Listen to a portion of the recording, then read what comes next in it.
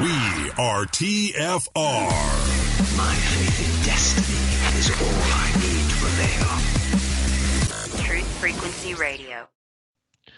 I am perceiving the creation with renewed conviction, deliberating over whether I'd been taught a misnomer of lies, the likes of which had me formerly entrenched in belief that we, as humanity, inhabit a spherical earth comparable to every globe sitting atop a teacher's desk. As inheritors of the grand matrix, we are indoctrinated into a preponderance of lies, speculative assumptions, carefully crafted as web of deceit. Awakening makes one question everything thought relevant, all that one had once so innocently accepted in assurance as evidentiary truth. Similar to the day after awakening to the conspiracy of 9/11 and government-sponsored terror, all must be reassessed upon the certainty that things are not as they appear to be.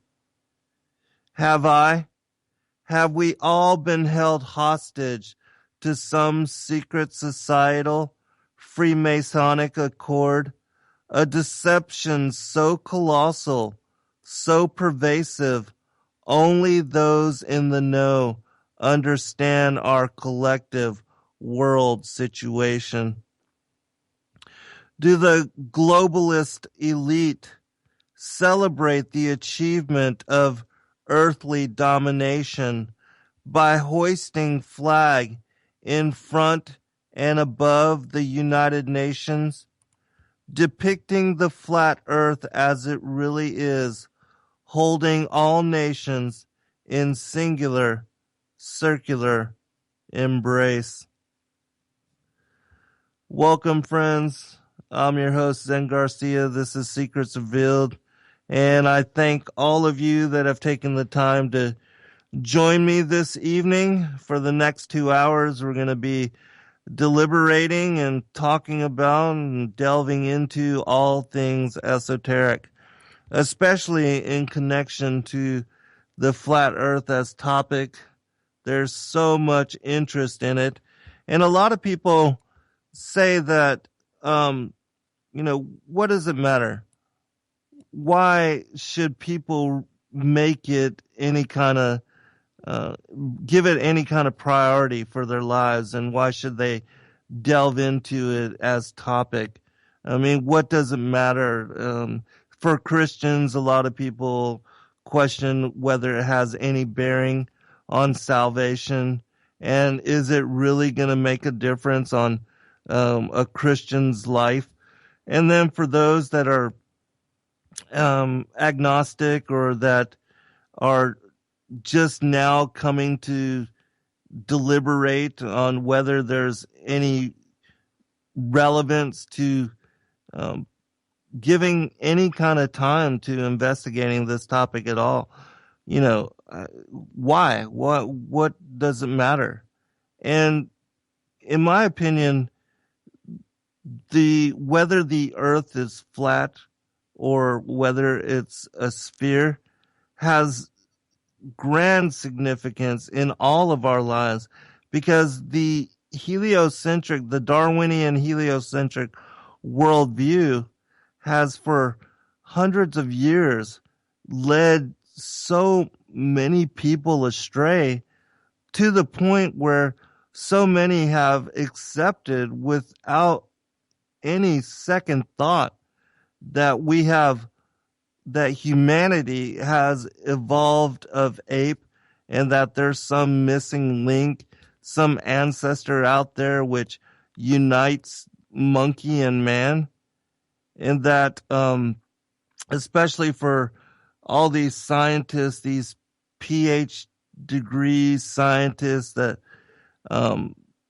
consider their professional opinions of more weight and bearing than that of the rest of humanity, and that have accepted all of the scientific belief systems which cater to the Darwinian and the heliocentric model as far as world and these accepted theorems.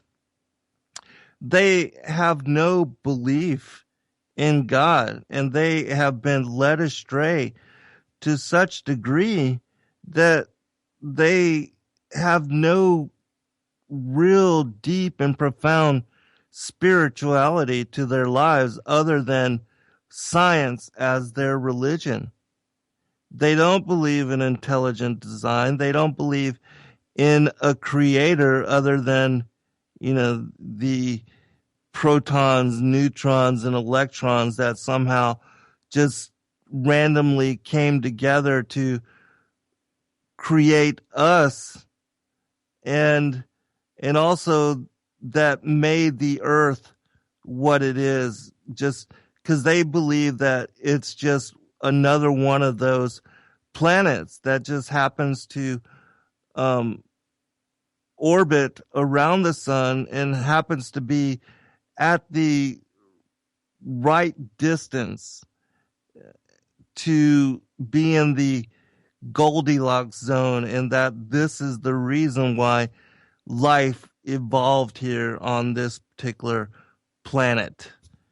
And so they also believe that there are millions, billions even, other Earths out there which have all in similarity evolved life, and that there are other Earthlings, other people that also evolved of monkeys or evolved of other creatures that have sentience and that have consciousness and that are far in advance even of our own capacities, our own abilities, that are possibly millions and billions of light years in advancement of our own technologies.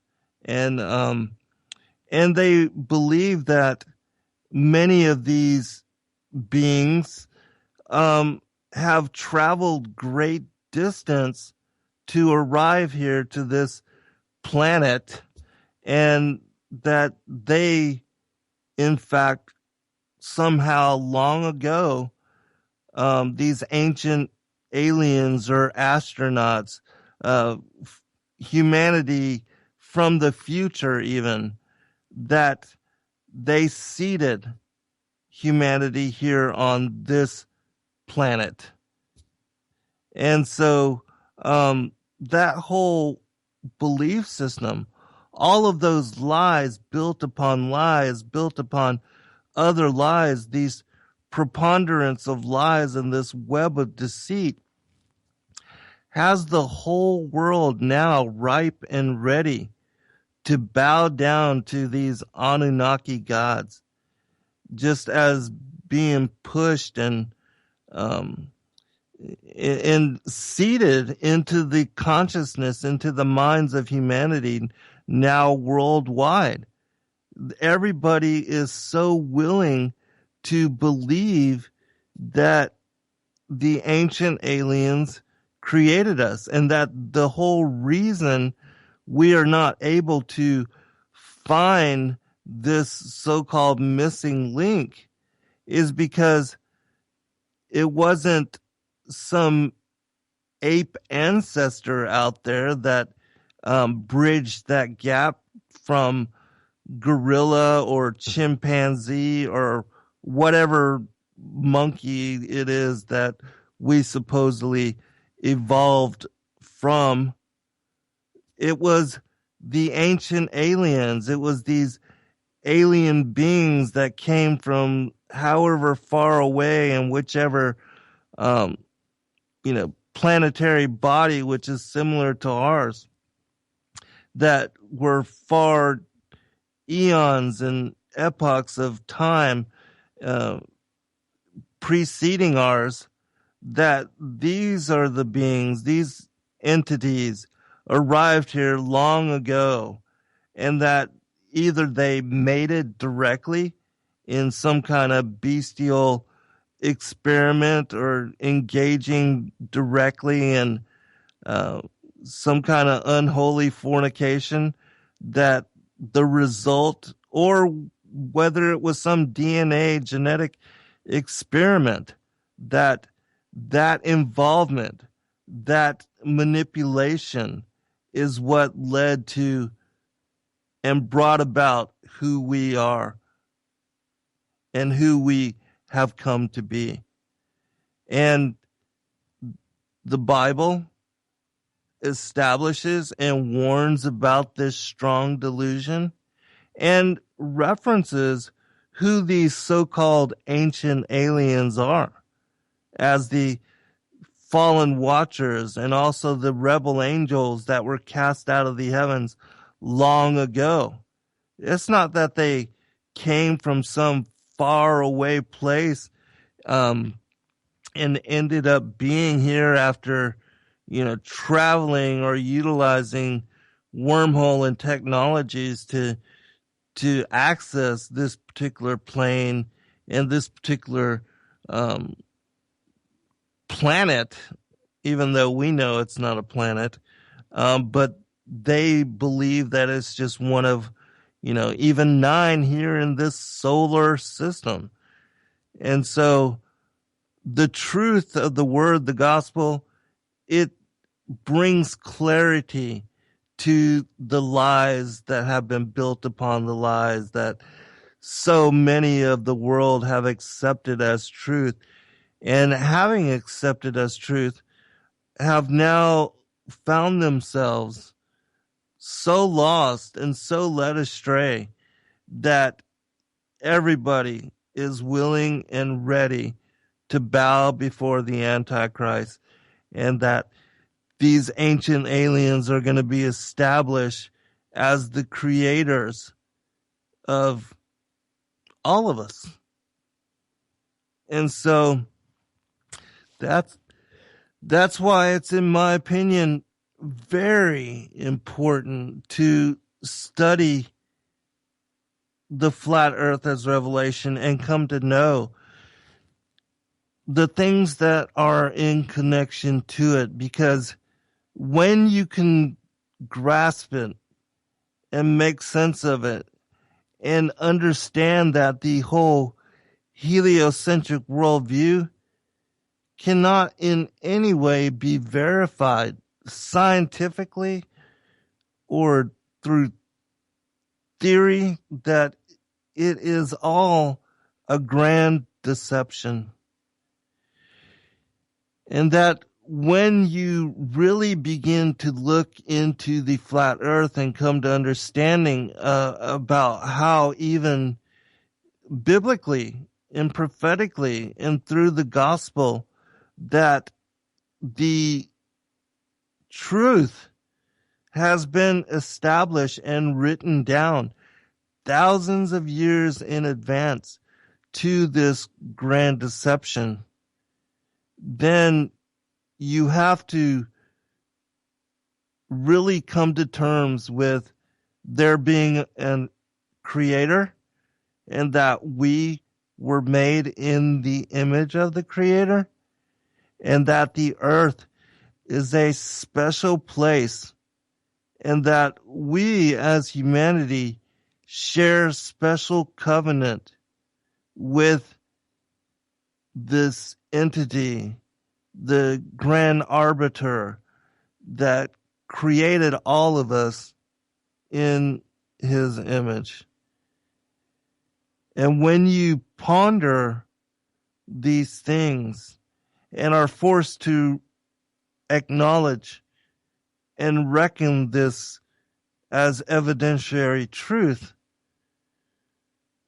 well, it completely destroys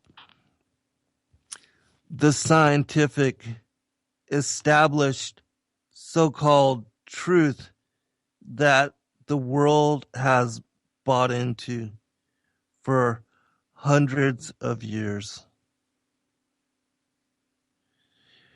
And so tonight we're going to talk about another one of those books that thousands of years in advance locked the flat earth as revelation into its scriptural text, the book of Enoch. And I'm going to share with you this evening how it was that once I began to study the flat earth, and then once I opened myself to its grand possibility, how having read and studied the book of Enoch when I was 18 years old, there was a portion of the text called the Book on the Courses of the Heavenly Luminaries, which I never could make sense of. And studying it, looking into it, I was never able to understand it in the way that I felt like it was meant to be understood. And so I'm going to share and talk about that, because my ninth book, in last week's show, I talked about the books that I have published and my journey to where I am now, how I've come to understand the prophetic word as well as the conspiratorial, the esoteric side of world and what's going on in current events. But my ninth book in specific, The Flat Earth as Key to Decrypt the Book of Enoch, is what brought me to understanding on the truth in regards to the model of world. And when we come back from the first break, I will elaborate in more detail with that. And also, for those that are in the chat room, my representative there is Kathy Dunson. And so if you have any questions and would like me to specifically answer anything in relation to the topics that I'm speaking on, even if it's not, on these particular issues, you're welcome to ask me anything, and I will try to answer in the best way that I can. And so she will relay your questions to me, and I will address them in the best way that I can. And I will also share during this particular show,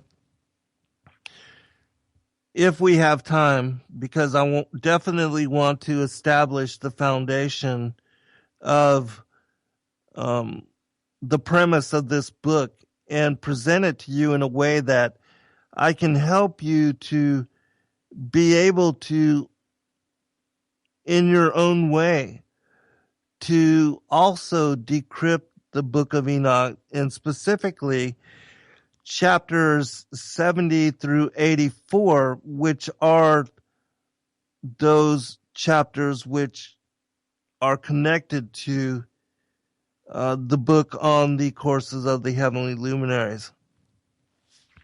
And it's also another thing that I did not understand prior, which I do now, is why it was that Enoch wrote and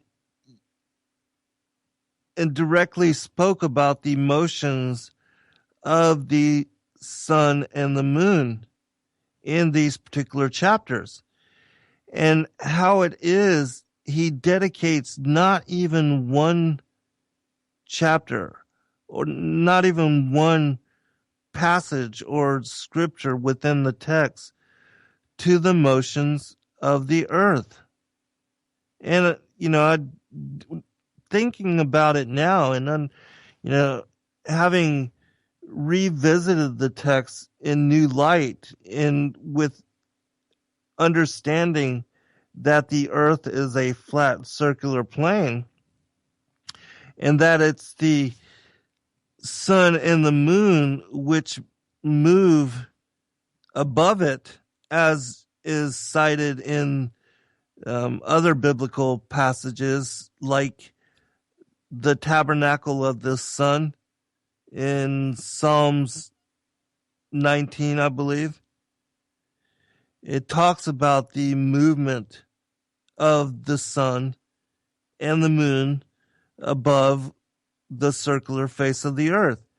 And in Isaiah chapter 40, verse 22, it elaborates and describes the model of the earth as in being in the shape of a tent or a tabernacle, and that the earth as a flat circular disk, that the heavens, the firmament, the heavens were spread above it as a curtain, which when you think about these things and you consider these things, it also makes sense with the Genesis chapter 1, the order of creation, and how the earth was established prior to the sun and the moon being created on day 4.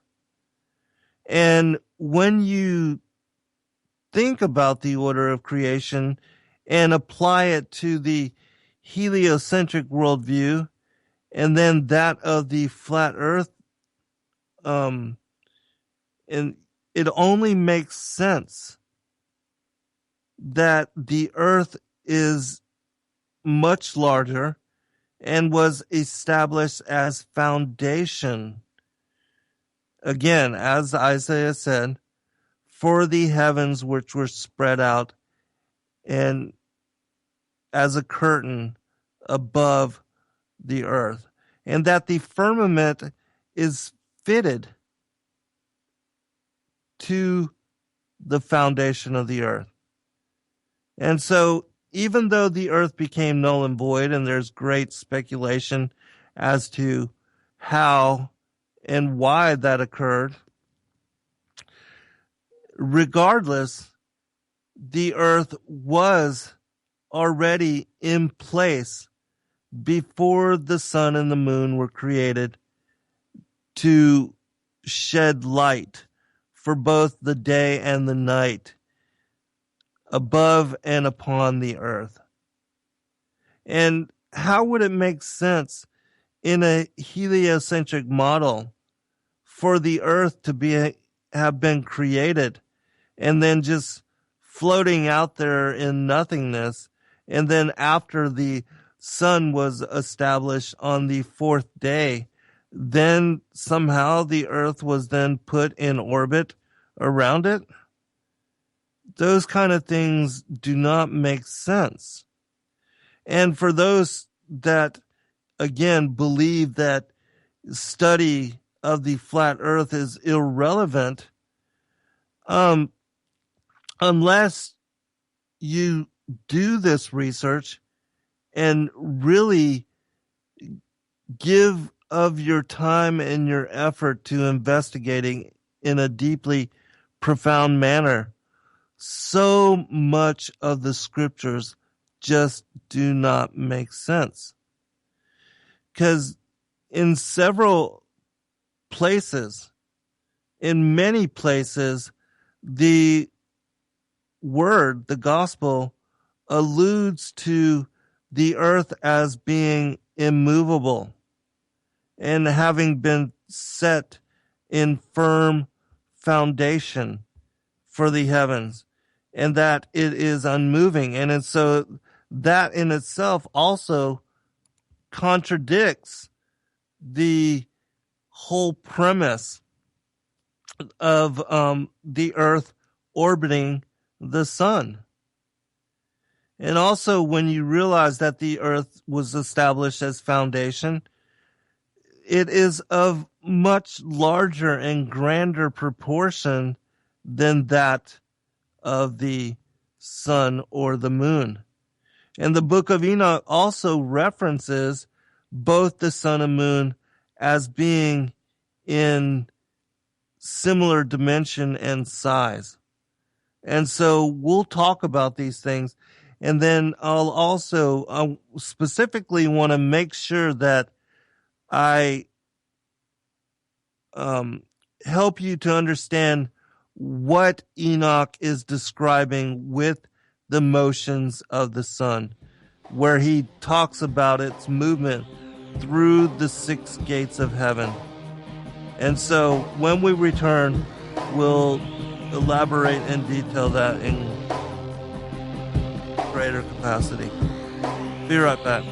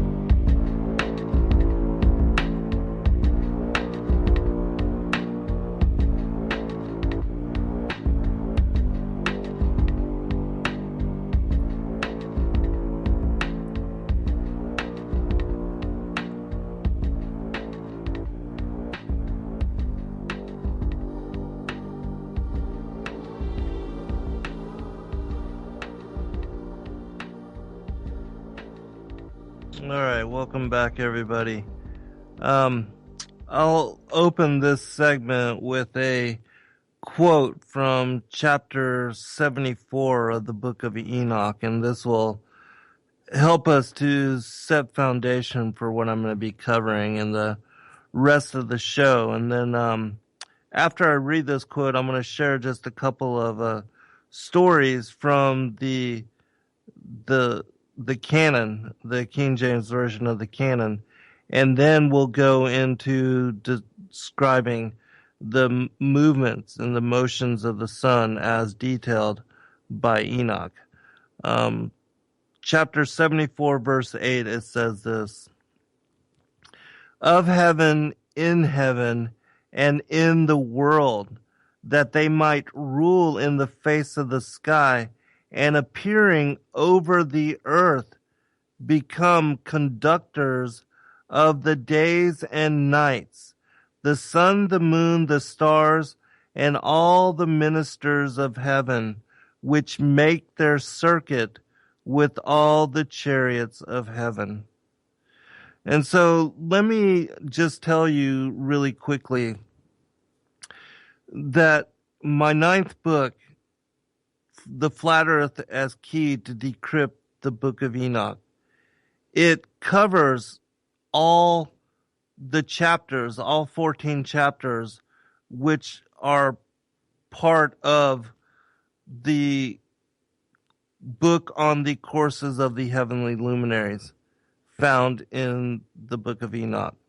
And it's in these 14 chapters that not only does it describe the motions of the sun and the moon, but also speaks about the 2 calendars, the lunar and the solar calendar, and also details the movement of the constellations, around Polaris, and how these different, the heavenly luminaries, they are much like a giant timepiece for keeping track of days, weeks, months, and years, so that humanity can,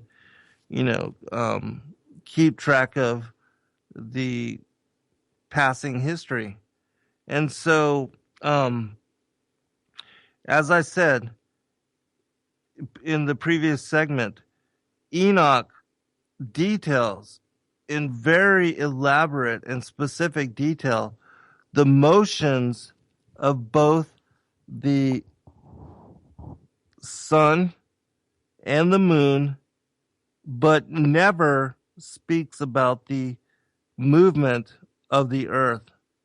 Again, because the reason being is because the earth does not move. Okay.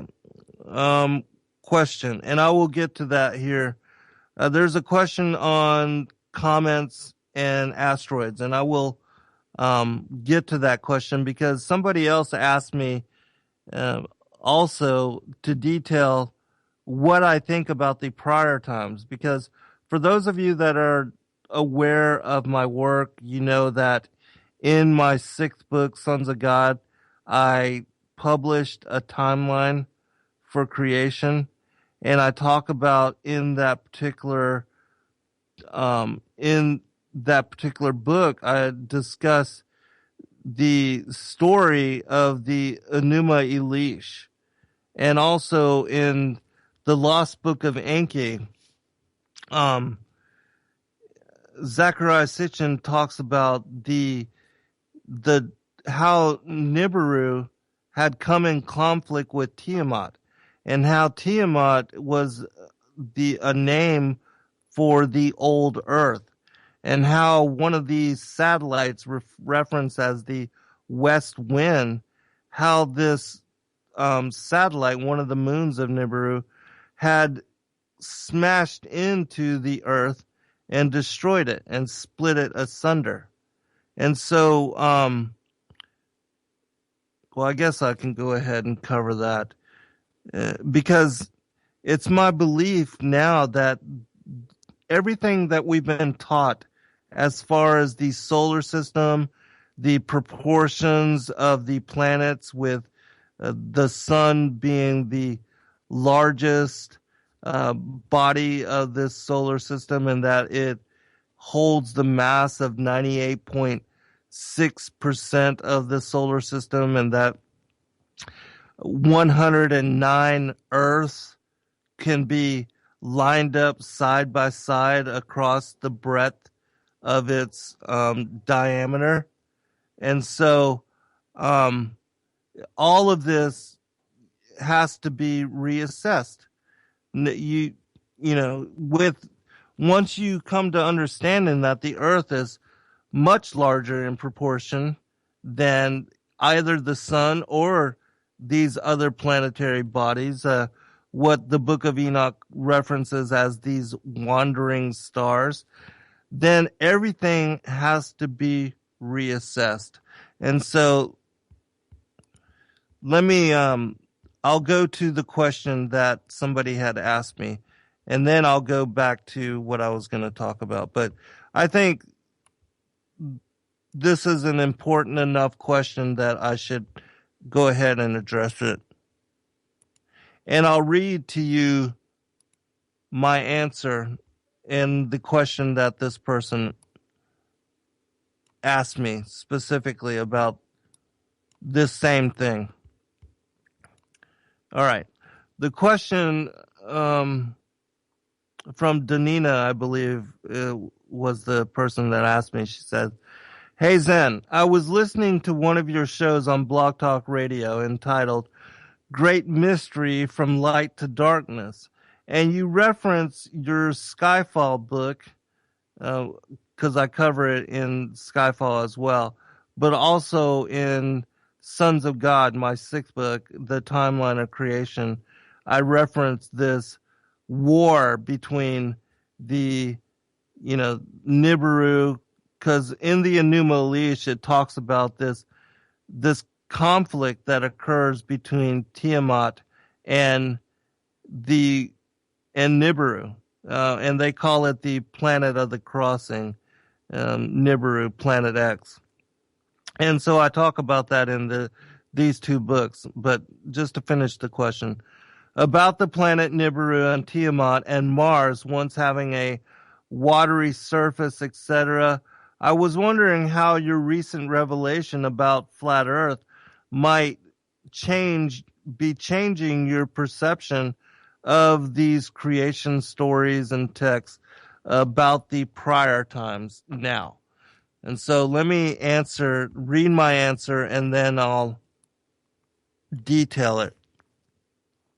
For those that don't know what I'm talking about, the story of the Enuma Elish it's the ancient Babylonian Akkadian creation story, which describes Nibiru being captured as a planet and made part of the solar system.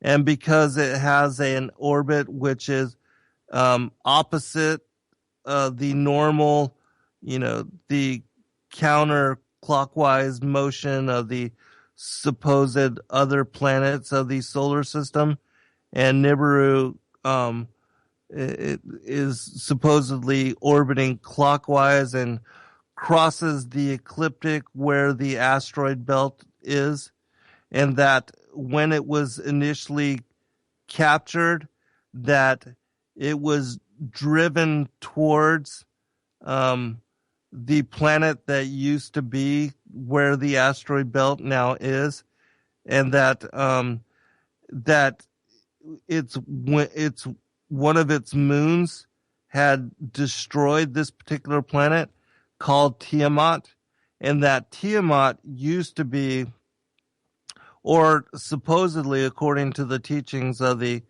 Sumerians, that it used to be the old earth, and that after it was destroyed, they called the new earth Ki.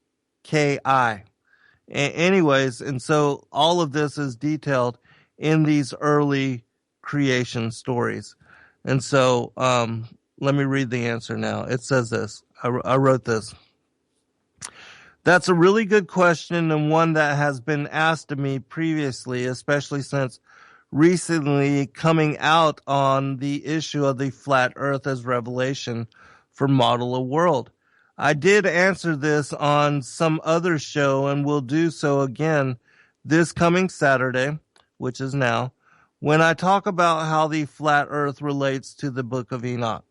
But just to elaborate a little bit in response to your query, not only do I cover this in the timeline of creation found in my 6th book, Sons of God, I also cover this topic somewhat in my 7th book, Skyfall.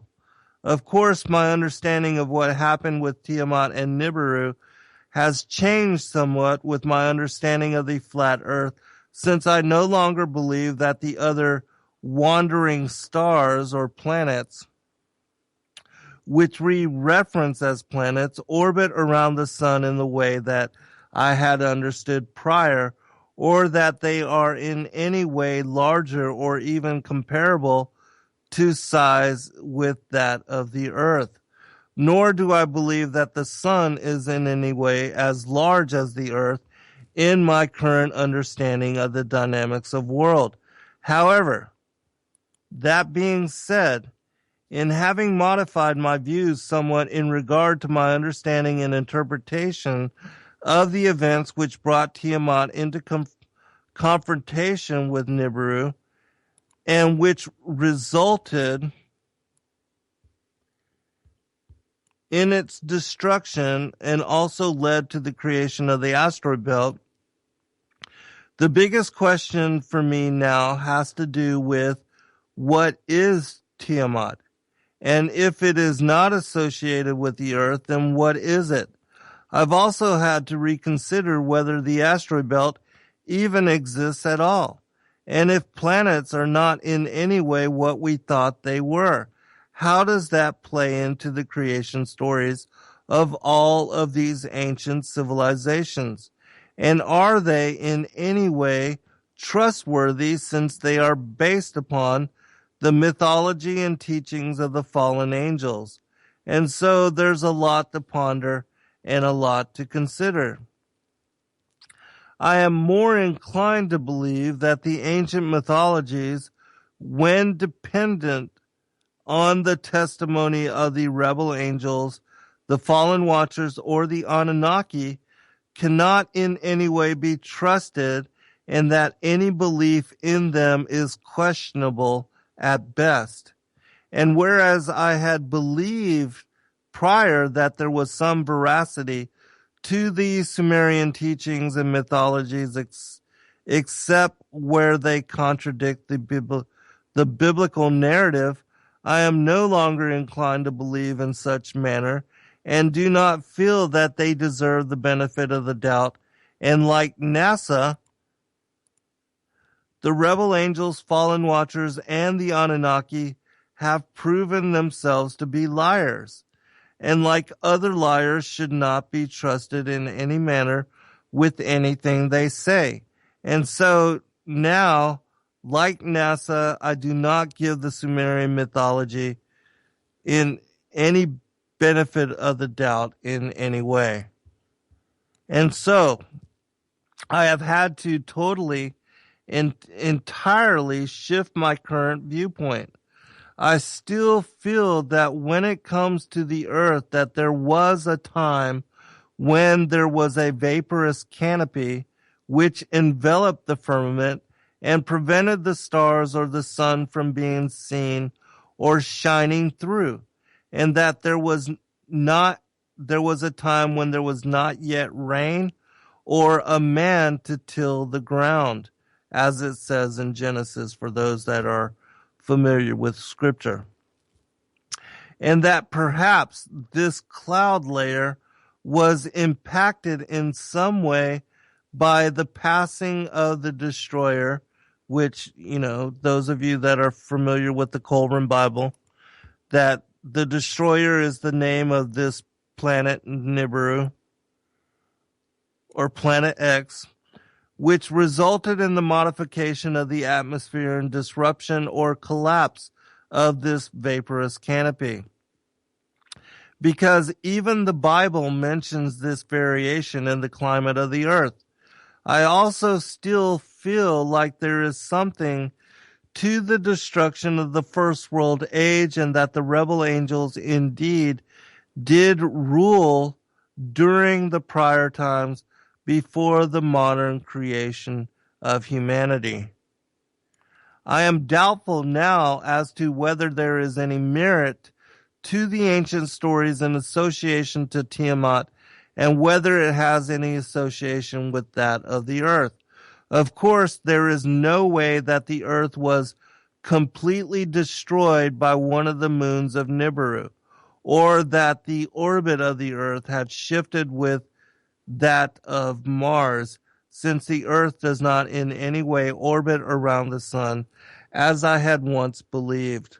Of course, those of us that have come to revelation of the earth being flat are all having to reassess what we had traditionally been raised to believe, especially with regards to how and what we consider planets to be, and what the solar system is.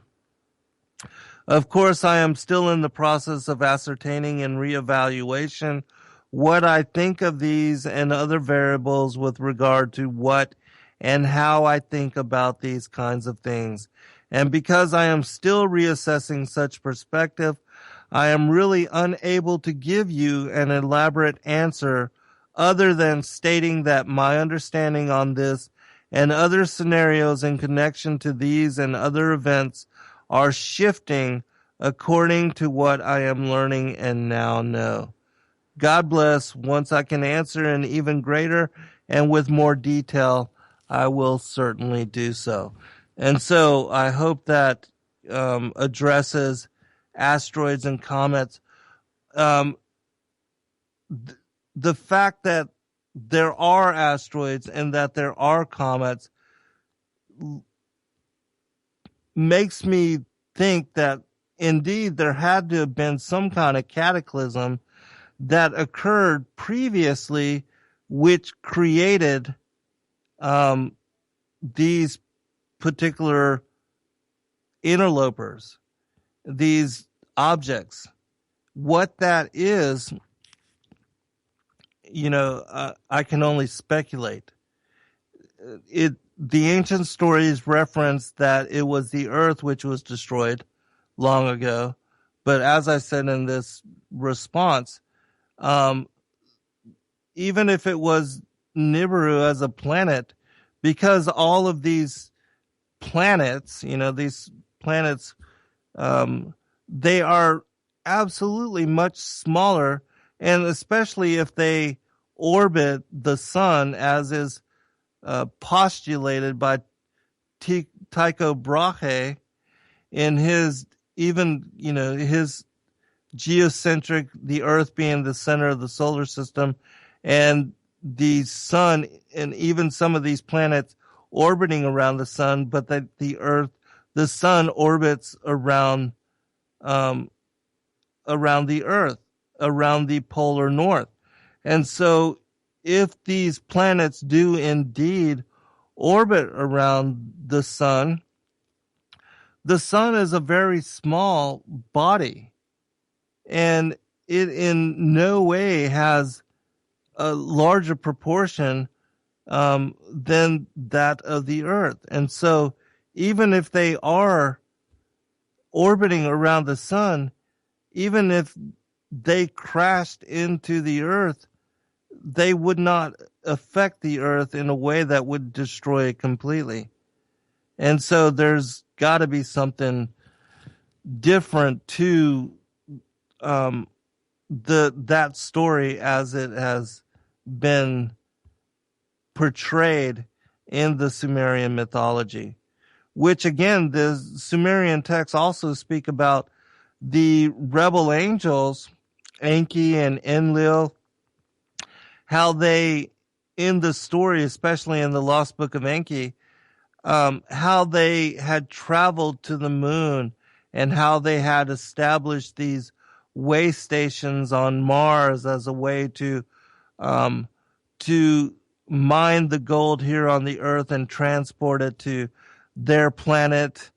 And so all of these things, have to be reconsidered in light that the Earth is absolutely much larger than that of the planets or even the sun.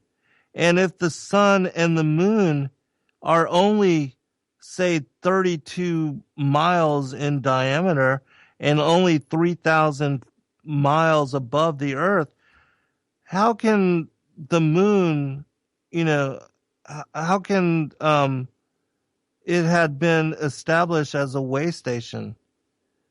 And how can there be ancient aliens up there? It just does not make sense anymore in the way that we had traditionally believe the solar systems and the proportions and all of that to have been prior. And so the Book of Enoch, in my opinion, people should study and look into it in greater detail, because these are things which it has cited for thousands of years, which we would consider to be absolute lunacy. But now, in light of understanding the flat Earth and the proportions of the sun and the moon and the other planets as wandering stars, how all of that, it is forcing us all to reassess what the Book of Enoch asserts, as well as what the Bible asserts, because, there's that whole story of Joshua in chapter 10, where he's given the authority by the Most High to stop the sun and the moon in their circuits.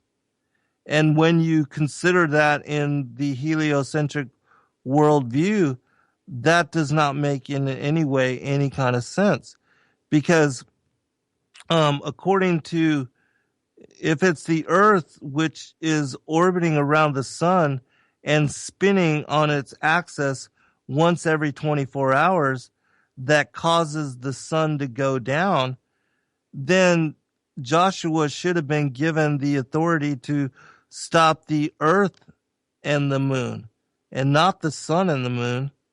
And so when we return from this upcoming break, I'll detail this story and one other, and then I'll go into explaining the motions of the sun as described by Enoch, and how it is that you can only make sense of the vision that he was given and shown by the angel Uriel when you apply these motions to the same vision that Isaiah was given of the circle of the earth and the heavens, the firmament spread as curtain above the circle of the earth as a flat circular disc, and that the earth as foundation and the heavens as the firmament spread above,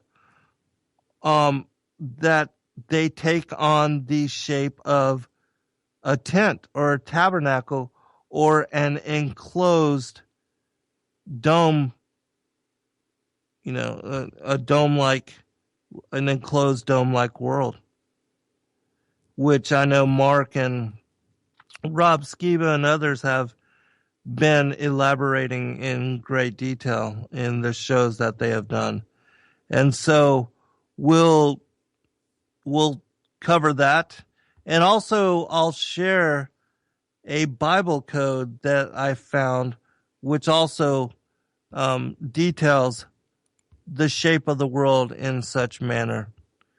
And I will actually send the link to that Bible code to Kathy so she can share it with you in the chat room over this upcoming break. But all of this is, once you understand it helps us to understand things in a way that we never had prior. And as I said in the very opening of the show, it completely destroys the assertions of the astrophysicists of the world, Neil, I can't even remember his name now, and NASA, all of the astrophysicists, all of their assertions that the world is, heliocentric, all of that is destroyed. All right, we'll be right back. All right, welcome back, everybody. And I did post to Kathy 2 of the Bible codes which I discovered when I started to investigate and look into this information, because that is also one of the things that I do whenever I come across a very controversial topic, and which I want to confirm whether it's biblical and whether it has been encoded, because it's my opinion that if you can find a Bible code on something of a very controversial nature, and that it could only have been encoded into the text in such manner by divine inspiration, and that there's no other way, especially if you find a very elaborate matrix, such as I had found when I discovered this particular Bible code. And of course, I began with flat earth. And when I discovered that it was indeed encoded into the text, then I began to expand upon the matrix, and I kept adding more and more words, and discovered in the process of expanding this matrix that it absolutely fell in line with the vision that Isaiah references in chapter 40, talking about the circle of the earth and how the heavens were spread as a curtain above it, and that the foundation of the earth and with the heavens spread out above it are in the shape of a tent or a tabernacle. And so those were the kind of keywords I selected for investigation and research to see that if I could find this vision of both Isaiah and Enoch encoded into the biblical text in such manner. And absolutely I did. And so I sent 2 matrices that you can go, and if you want to ever, you can go to BibleCodeWisdom.com and you can search for Bible codes yourself. And you can verify indeed that I was able to discover this matrix and the keywords that I discovered in connection to this matrix. This, I have this as chapter 10 in my book, The Flat Earth as Key to Decrypt the Book of Enoch, which also I'll send the link. I think Kathy probably already has the link to where you can find the book, but if not, I'll send it to her. And so those of you that might be interested in it, you can, research it for yourself, because as I said, it's 400 pages and just deeply, there's such profound, insight, very profound revelations contained within the body of that book. And so let me just detail, because I know we'll quickly run out of time, and I want to be able to cover the motions of the sun. And so let me just cover these 2 Bible codes really quick and detail the keywords associated to them. In the first matrix, as I said, I began with the word flat earth and then trying to select keywords which would apply to Isaiah's vision of the circle of the earth with the canopy, with the heavens spread as a curtain above it. I chose these other keywords and found all of them contained within the same matrix. Flat earth, canopy, tent, truth, ring, edge, even, and dome. All of these words together are found in the same matrix. And I was able to also find even more terms which are applicable to this particular vision. But because BibleCodeWisdom.com only allows you a certain number of characters and a certain a certain amount of words that you can search for, I had to begin a whole separate matrix. And that one, I also began with flat earth. But the keywords that I found in connection to that matrix, and this one's not even completed yet. I'll have to at some point, search out more terms, but the terms that I already have located with this particular matrix are flat earth, fixed, disc, ring, edge, and ends, which all of this, connects to the ends of the earth, because it speaks about that also in the Bible, in those texts. The Antarctic ring or the edge, the Antarctic as the edge of the earth, and it being a fixed disc. All of these things you can find in these matrices. And when you pull them up, you'll see how they are located within the matrix, and how the equal letter, the ELS, the equidistance letter sequencing, how it plays out in the text for you to find these matrices.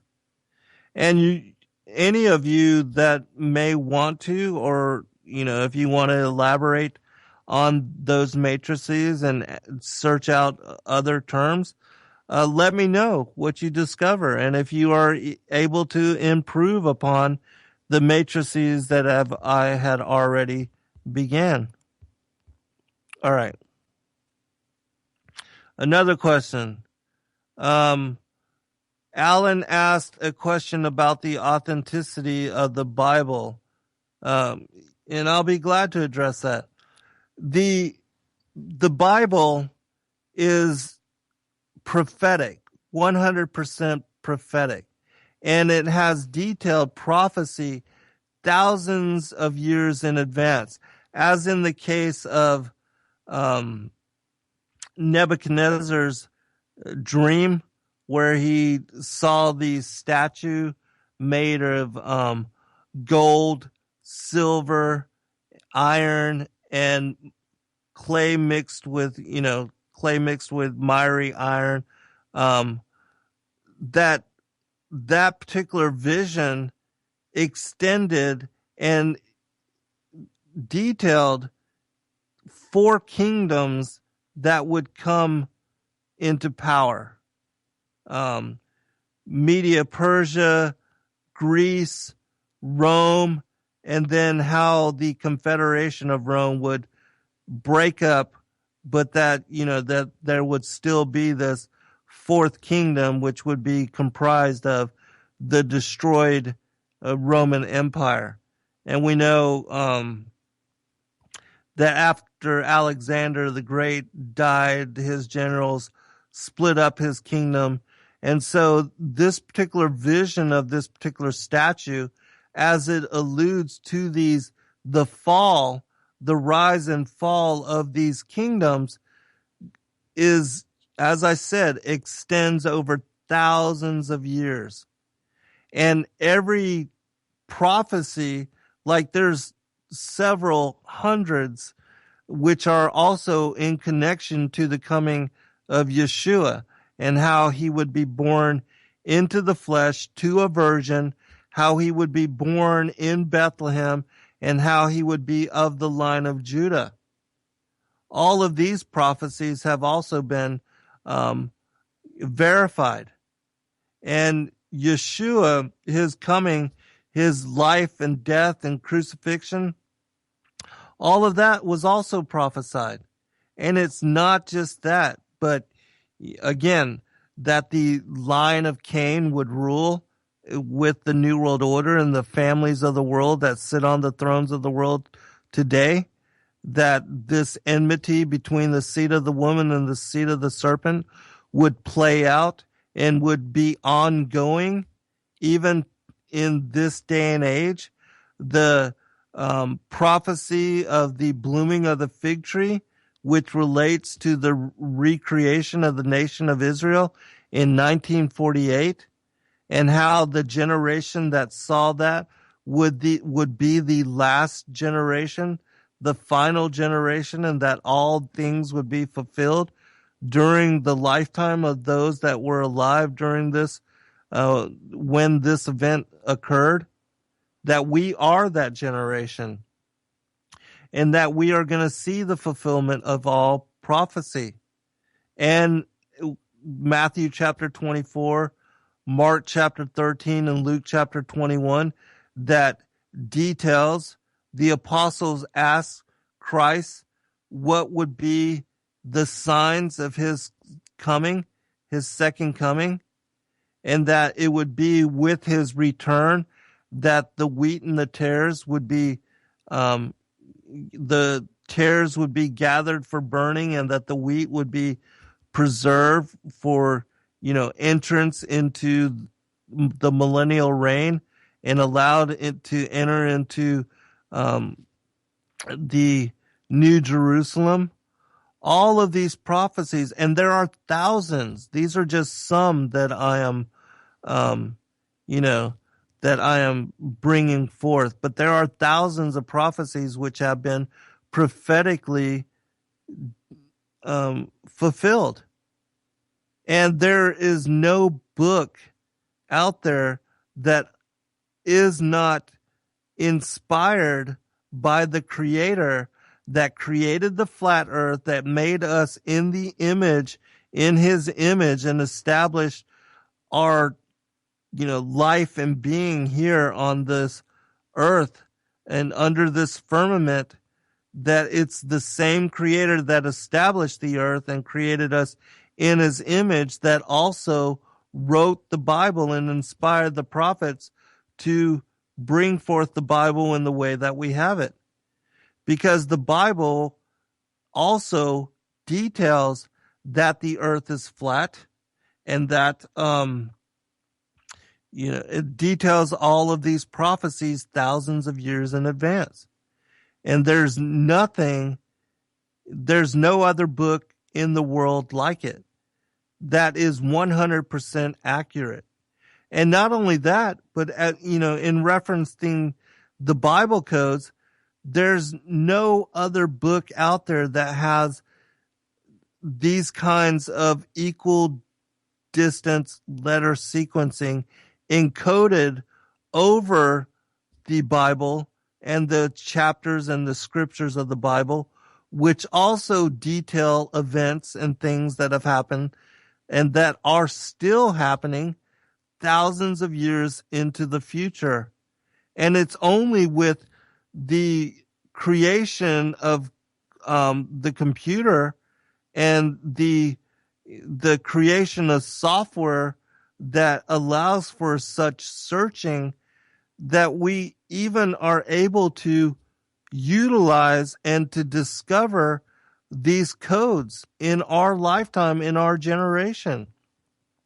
It's my opinion that all these things are coming to light now because we are the final generation, and that with the blooming of the fig tree, we will see all things revealed.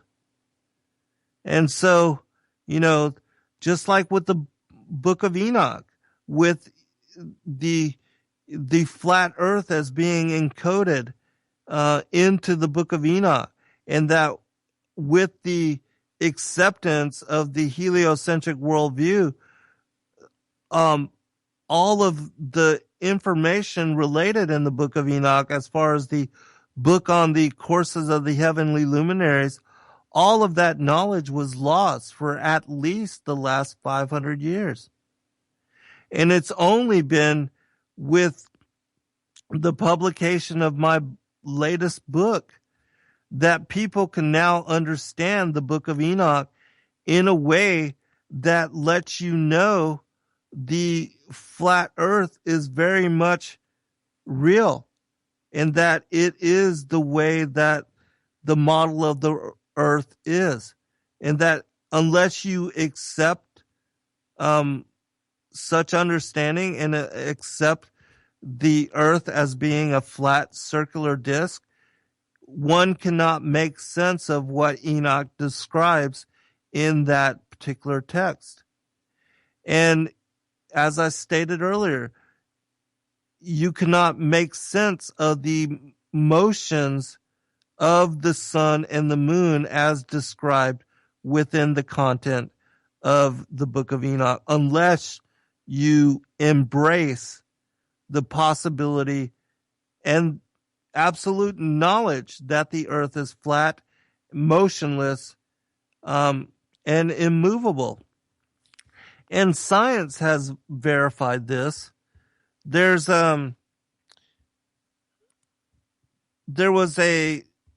and I'll post this I'll get Kathy to post this into the chat room. These scientific experiments that were done, which were done initially in order to verify that the earth was moving, and they did these experiments in order to try to determine the rate and the speed of the Earth's orbit around the sun. And what they discovered was that the Earth was not moving. And so Kathy will share the website, but this particular web page, the title for the web page is Notable Heliocentrist Experiments That Failed to Detect Any Movement of the Earth Around the Sun. And these scientific experiments absolutely verify that the Earth is not moving. And if the Earth is not moving, then there's no way that the Earth as a planet is orbiting around the sun. Which again is the reason why Enoch does not in any way describe the motions of the Earth in orbit around the sun, but describes the movements of the sun and the moon above the circle, the flat circle of the Earth. Which again is reason why in Genesis the Earth is described as being created first as foundation for the firmament which was fitted to it, and it was the firmament which the sun and the moon were placed into. Not above, but into. And so these experiments, the Michelson-Morley experiment, Aries failure, you can pull it up yourself. The Sagnat experiment, these experiments absolutely verify, as it states in the Bible, in several places, that the Earth is unmoving, immovable, that it was established as foundation for the heavens and for the firmament which was fitted to it, and which the sun and the moon were placed within. And so, these scientific experiments were done in order to verify the orbit of the Earth and the rate of the movement of the Earth, but the Earth isn't unmoving, as we stated. And so the whole premise that the Earth is moving at 1,037.6666667 miles per hour. Another really interesting and weird thing about the heliocentric worldview is that when you begin to look into it, you have all of these 666 numbers come up. I'll give you an example. And then after this, with the next segment, I promise to elaborate on the motion of the sun as described in the book of Enoch. But consider this. It is asserted that the circumference of the Earth is 24,901 miles, or 40,070 kilometers. And when you divide this circumference by the number of hours in a day, and you convert this orbital speed around the sun, you get a rate of 18.5 miles a second. And when you multiply that 18.5 miles a second by 60 for the 60 minutes of every hour, and then multiply that by the hours in a day, you get the miles per hour is 66,600 miles per hour is what science claims that the Earth is orbiting the sun at this incredible speed. And that, as I said, when you divide the 24,901 miles by this 24 hours, you get a rate of 1,037.541,666,666,67 miles per hour, which converts to 66,600 miles per hour at the equator, the supposed orbital speed of the Earth. And so you have all these 666 numbers built into the heliocentric model for the rate of the Earth. And if you think these are, just happen to be coincidental, consider this. The Earth, when you subtract the supposed inclination of the Earth from the 90 degrees of it being straight up and down vertical, you have 90 degrees minus 23.4 degrees, and it equals 66.6 degrees. And so you think all of that is a coincidence? Absolutely not. All right. There's several passages. First Chronicles 16:30, Psalms 93:1, Psalms 96:1, 96:10. All of these passages assert that the earth does not move, and that it's the sun and the moon which move above the earth, which, as I stated earlier, is the reason why in Joshua chapter 10, Joshua is given the power by the Most High to stop the sun and the moon in their circuits. Because again, it's the sun and the moon which move in circles around the polar north above the earth, as stated in chapter 74 in the book of Enoch.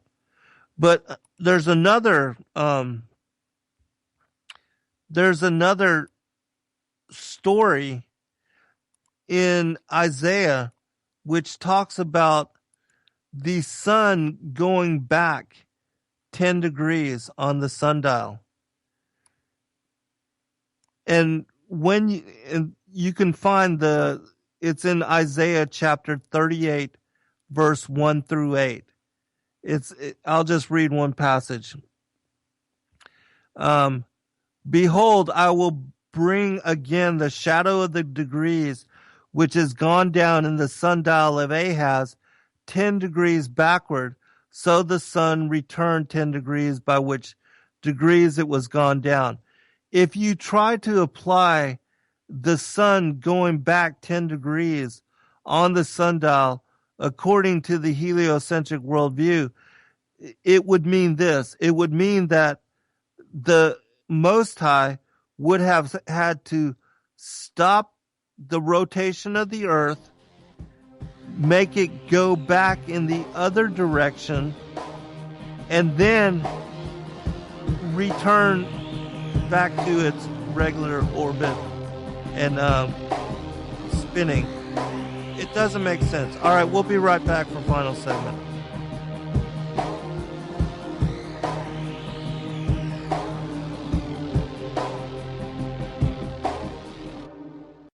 I'm going to go into Enoch chapter 71, and I'm going to share with you a passage which was one of the main passages which I could not make sense of prior to embracing the flat earth as revelation.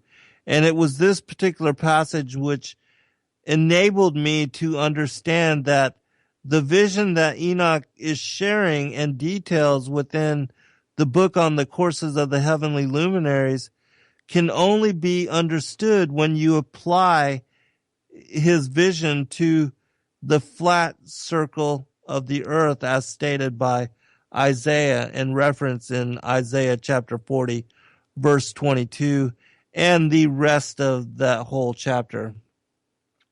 The specific passage that I'm referencing is from the Richard Lawrence translation. For those that have studied the book of Enoch, you know that the two translations which are best known are the Richard Lawrence translation and the R.H. Charles translation. And they vary slightly, each one of them slightly, and even the chapters vary slightly. So you have to go to the Richard Lawrence translation in order to line up the particular scripture that I'm going to be referencing here. It says this: the sun sets in heaven, and returning by the north to proceed towards the east is conducted so as to enter by that gate and illuminate the face of heaven.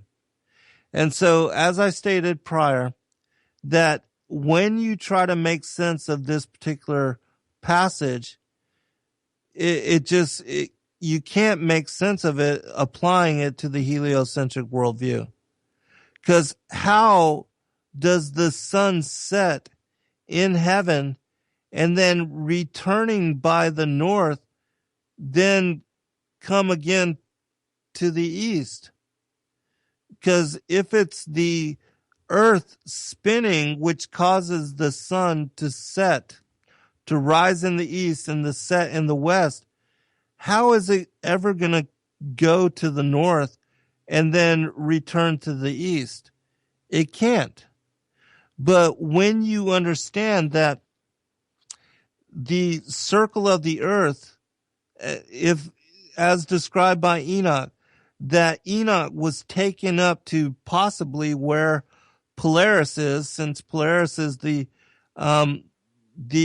one star of the celestial night that remains fixed, and all of the other stars rotate in circle around it, that perhaps Enoch, being looking down at the North Pole and looking down at the circle of the earth from above, that we know that the sun and the moon, they both move in clockwise manner around the Arctic North. And so that is what is being described in this particular passage. And so once I understood that, then I began to research all of the scriptures found in the book on the courses of the Heavenly Luminaries, as if you were looking down on the circle of the earth, with the North Pole in the center and the Antarctic ice wall as the outer edge. And of course, the equator runs in the center between the Tropic of Cancer, which is the innermost circle closest to the Arctic regions, and the North Pole as the center of this bullseye or the circle of the earth, and that the Tropic of Capricorn is the larger circle and is the circle outside of the equatorial mean of this circle of the earth. And if you don't understand what I'm trying to project as image, all one has to do is look at the United Nations flag, and because the United Nations has emblazoned on its flag an emblem of an azimuthal equidistant projection map, which this map lays out the earth in this orientation, as I described in the poem that I opened this show with. And so when you are looking at the United Nations map and the circle of the earth laid out in such orientation, the description of the movement of the sun is described by Enoch as moving between these 6 gates of heaven. And the 6 gates of heaven are orientated in this manner. The first three gates, 1, 2, and 3, are located between the Tropic of Capricorn, which is the outermost circle, and the equator as the as the circle which divides the two tropics. Because even on the flat Earth map, the equator divides the two tropics. It's just not on the side of the globe, but it's the full circle of the Earth, which is divided in such manner. And so the next three gates of heaven, 4, 5, and 6, the fourth one is directly above the equator. The fifth one is above that. And the sixth one is above the fifth one and touches the Tropic of Cancer. And so if you looking down on this circle of the Earth, the first gate is the one which is directly above the Tropic of Capricorn. The second gate is above that one. And then the third gate is the one that is above that one, which touches the equator. And then the fourth gate is above the equator, and the fifth one above that. And the sixth gate is the one that touches the Tropic of Cancer. And so the description, Enoch's description, he begins his description of the movement of the sun while it is orientated on the equator on the day of the vernal equinox. And the reason he does so is because when you become familiar with the ancient Hebrew calendar, spring, the God's calendar and the 12 lunar months of the year are referenced, and the solar months of the year begin on the day of the vernal equinox. That begins spring. And it's on this day that the sun is orientated directly above the equator. And then the next 30 days, it moves through the fourth gate. The next 30 days, it moves through the fifth gate. And then the next 30 days, it moves through the sixth gate. On the day of the summer solstice, it reverses course, and then reaching the Tropic of Cancer, reverses course and begins moving back in the other direction. And so there are 364 days in the calendar year according to the book of Enoch. The two solstices and the two equinoxes, and then the 30 days that it takes to move through each one of these 6 gates of heaven. And so you take these 30 days times these 6 gates, and you get 180 days. You multiply that by 2 for the sun's movement back and forth between the Tropic of Cancer and the Tropic of Capricorn, and you get 360 days plus the 2 equinoxes and solstices. You get 364 days. And so, as I said, Enoch begins his movement, description of the sun's movement, with it positioned on the vernal equinox, on the vernal equinox between the third and the fourth gate. Takes 30 days to move through the fourth gate, 30 days to move through the fifth gate, 30 days to move through the sixth gate. Then on the summer solstice, it reaches the Tropic of Cancer, reverses course, and then it takes 30 days to move. And also on the summer solstice, that is the first day of summer. And then it reverses course. It takes 30 days to move through the sixth gate, to descend through the sixth gate, to descend through the fifth gate, and then to descend through the fourth gate, and then reaching the equator on the autumnal equinox, that begins fall.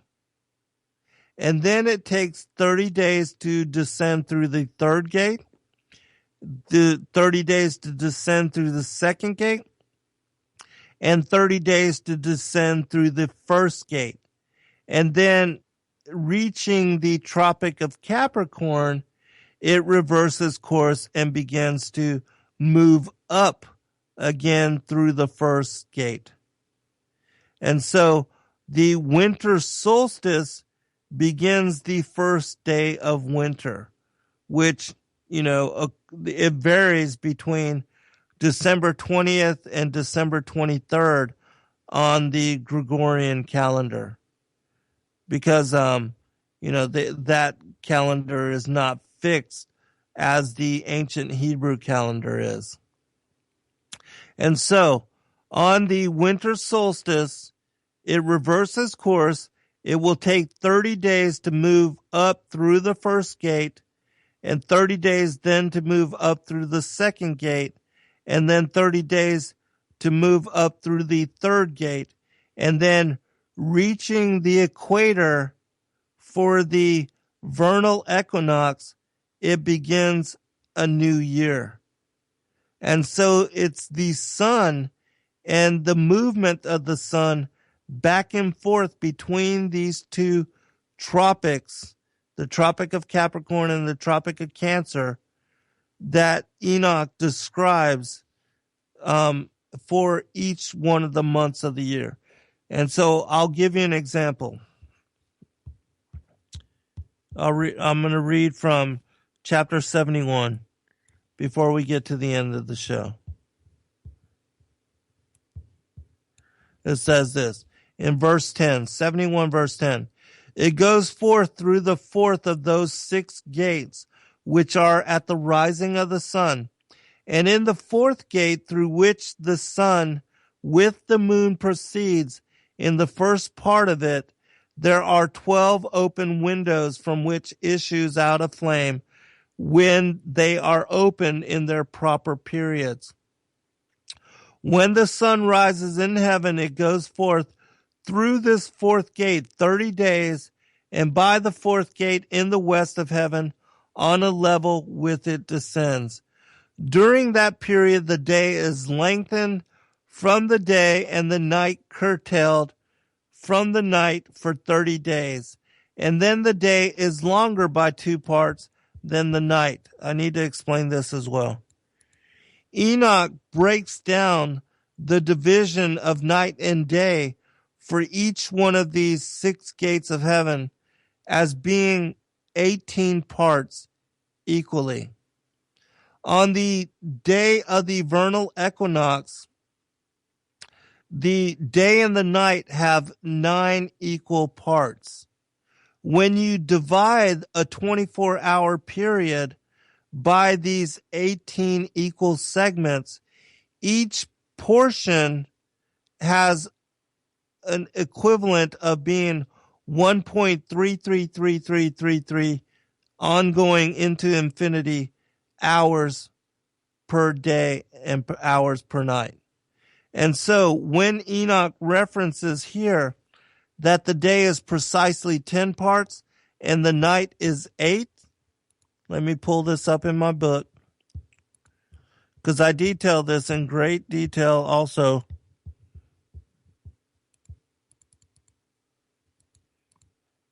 All right.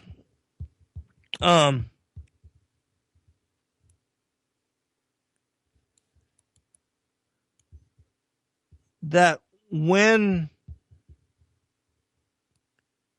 like for instance, when the sun is in the first gate, Enoch details this 24-hour period as being 6 units for day and 12 units for night, because the night is, the longest night of the year and the shortest day of the year.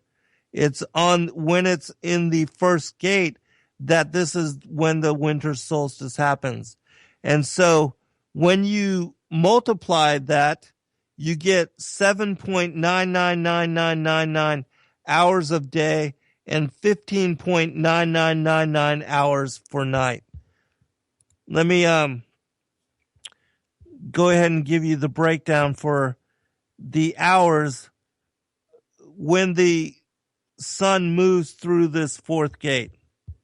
He says there are 10 units for day and 8 units for night. This equals 13.33333 hours of day and 10.66666 hours for night. When the sun reaches the fifth gate, the day will be broken down as 11 units for day and 7 units for night. That breaks down into 14.66666 hours for day and 9.33333 hours for night. And so let me read just a little bit more of the book of Enoch so you can understand what he's referencing. And when you can make sense of what I'm telling you, you can reread the book of Enoch, his description of the motion of the sun between these 6 gates of heaven, and his description of the day becoming lengthened or the night becoming lengthened, and you'll understand exactly what he's talking about. All right. The next movement. The sun now returns to the east. As I said, it's moving in a circle above the earth, entering into the 6th gate and rising and setting in the 6th gate 31 days on account of its signs. At that period, the day is longer than the night, being twice as long as the night, and becomes 12 parts. But the night is shortened and becomes 6 parts. Then the sun rises up that the day may be shortened and the night lengthened. So he's talking about the sun reversing course, because this is, again, the summer solstice. It's the longest day of the year. And after the sun reaches the Tropic of Cancer, it reverses course. That's why Enoch references it as this movement through the 6th gate as being 31 days. That's 30 days for the movement through the 6th gate, and then 1 day for the sun reaching the Tropic of Cancer to reverse course and begin to descend now through the 6 gates of heaven. And so continuing, verse 71:20. And the sun returns towards the east, entering into the 6th gate, where it rises and sets for 30 days. When that period is completed, the day becomes shortened precisely 1 part, so that it is 11 parts, while the night is 7 parts. Then the sun goes forth from the west from that 6th gate and proceeds eastwards, rising in the 5th gate for 30 days, and setting again westwards in the 5th gate of the west. At that period, the day becomes shortened 2 parts and is 10 parts, while the night is 8 parts. Then the sun goes from the 5th gate as it sets in the 5th gate of the west and rises in the 4th gate for 31 days, because it's about to reach the equator, on account of its signs and setting in the west. At that period, the day is made equal with the night, and being equal with it, the night becomes 9 parts and the day 9 parts. So you see how it corresponds exactly to what I just referenced. For those that don't understand, I'm going to post a link for a video that I made where I explained this in great detail. It's part of my flat earth playlist, and I'll give it to Kathy so she can share it with you in the chat room. But in this particular video, I show with pictures as well as with video exactly what Enoch is referencing and what he details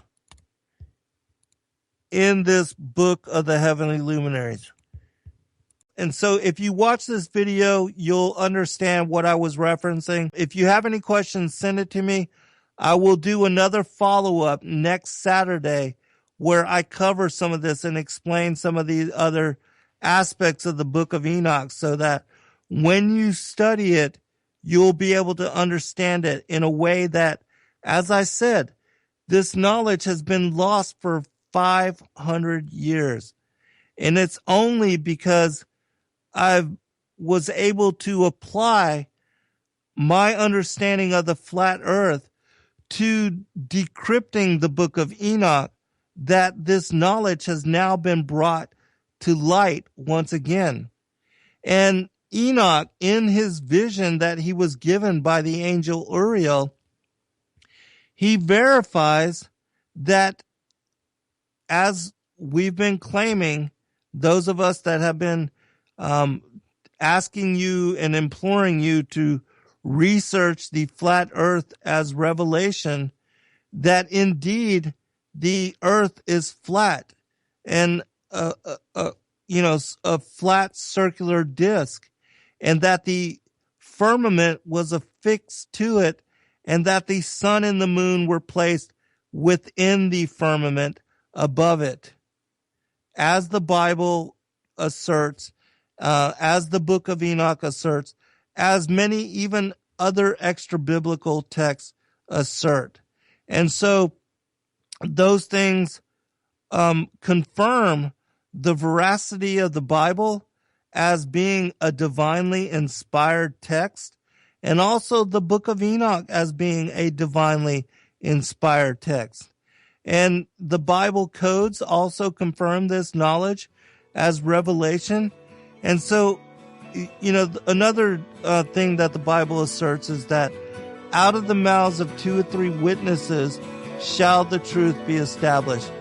Well, those are your 3 witnesses: the Bible, the book of Enoch, and the Bible codes.